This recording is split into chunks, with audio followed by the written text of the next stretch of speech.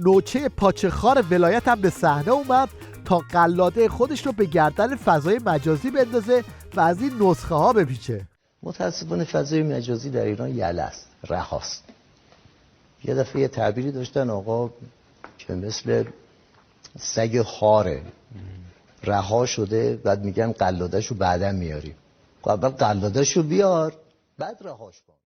کار که به اینجا رسید، آخوندهای دوزاری هم رفتن بالای منبر و ترسشون از فیلتر شکن رو اینطوری نشون دادن.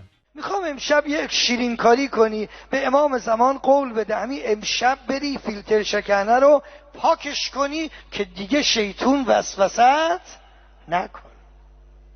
یه جوونی من صحبت میکردم رو منبر، وسط منبر رفت خونهشون یه پلاستیک آورد. اون موقع هنوز این قصه مال 10-15 سال پیشه، اون موقع هنوز این چیزا نیومده بود، نرم افزارا و فلشا، اون موقع CD بود. دیدم یه کیسه آورد، گفتم این چیه؟ گفت حاج آقا میخوام به حضرت زهرا بگم همه این CD ها مبتذله، میخوام همش رو جلو شما تیکه تیکه کنم که دیگه وسوسم نکنه. گفتم بارکالله، قطعا امام زمان این شیرین کاری رو از تو قبول میکنه.